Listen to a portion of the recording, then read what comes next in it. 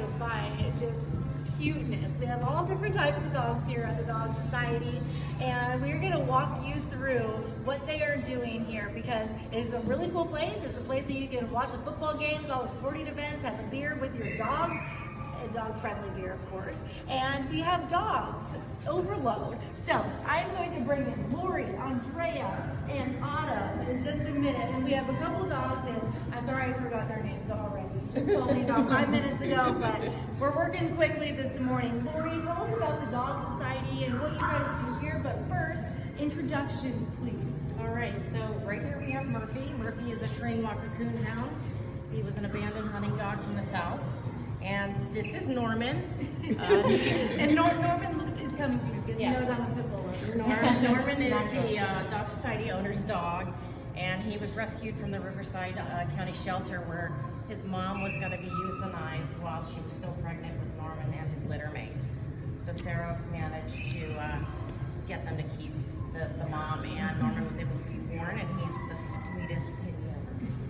So well, I have a very sweet pitty at home too, and I know that there's no bad dog in the world. There's just some bad owners out there that don't train them properly. And he looks so handsome with his sweater on this morning. Andrea, it is Animal Justice Week, so what is the Dog Society doing to highlight that, and who are you raising funds for? Yeah, so we are working with Soulshine Adoption this week. If you come in until Sunday, we will be giving portions donated from all of our dog services below us, and then we also will proceeds from any dog beer flight that you get will also go to Soulshine as well. And I want to bring in Autumn because Autumn, you are the founder of Soulshine Dog Rescue, and you're holding an adoptable dog in your arms right now. Talk about your organization and where you rescue from. Sure. We're a local dog rescue. We rescue dogs here from the United States and from Mexico. Dogs who are unwanted and neglected.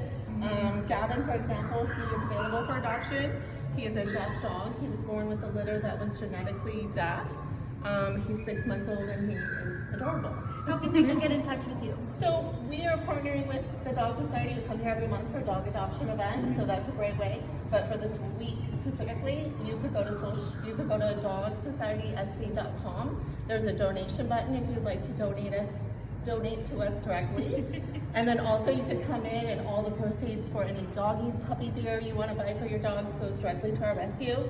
And then also any grooming or doggy daycare, 20% of that goes to our rescue as well. So there's lots of ways to help. Yes, there really is. And we're looking at a spread of the food that they have here, but I have to ask about the puppy flights that you have. Is that bone broth, chicken broth? Yes, so it's actually broth. We have 3 different options. We have pork, veggie, and beef. And so a lot of people have chicken allergies, so we don't have that. But come in, get a flight, and they get all 3 flavors. And we also have beer flights for the adults too.